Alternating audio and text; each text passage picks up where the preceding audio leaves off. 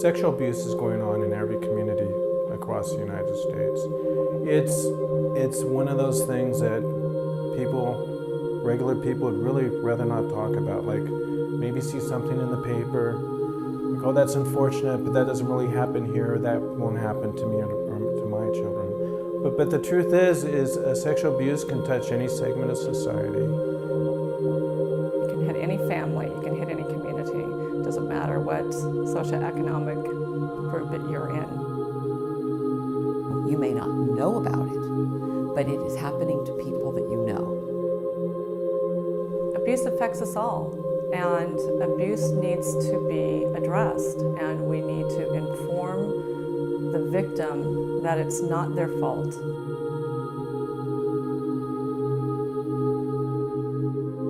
No one deserves to be abused. Everyone deserves to be treated with respect and integrity.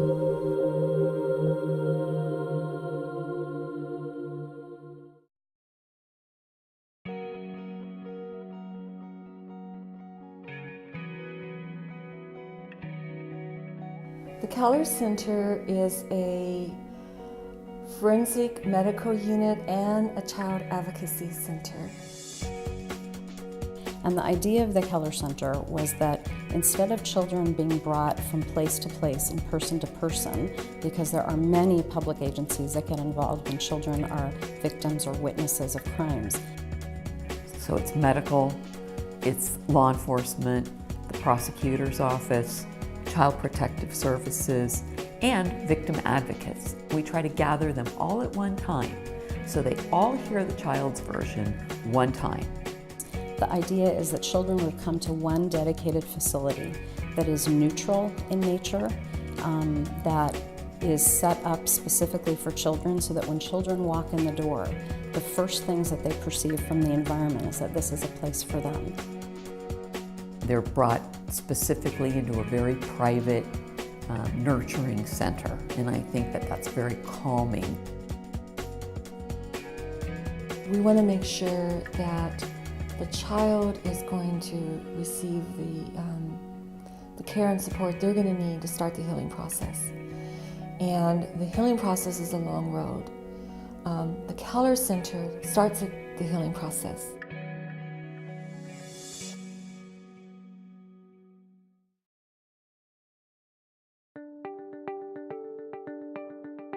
The people that work at the Keller Center, the nurse practitioners, have extensive experience in doing forensic exams of children who have been potentially victimized. They know what to look for, and they know how to do it without further traumatizing a child. Prior to the Keller Center, there was no standardization of approach on how to evaluate these children.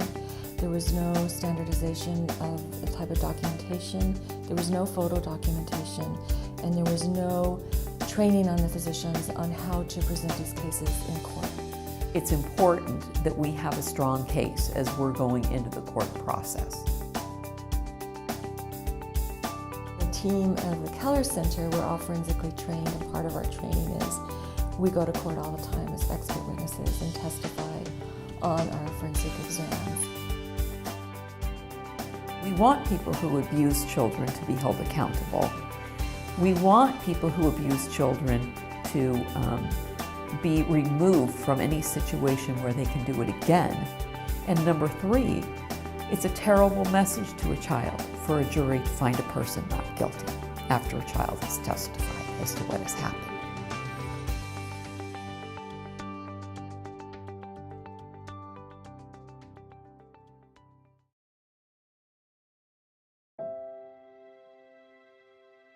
People who perpetrate sexual assault crimes are recidivists.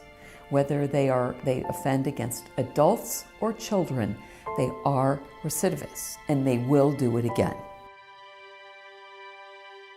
Without the Keller Center, without this focal point where all the disciplines can get together, I really truly feel that cases would fall through the cracks, that families and children would not get the services they deserve. This does circle around, and we need to stop the cycle of abuse.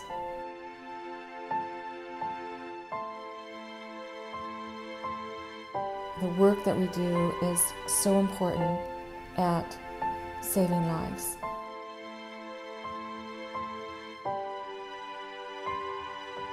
We all need to protect each other and take care of one another.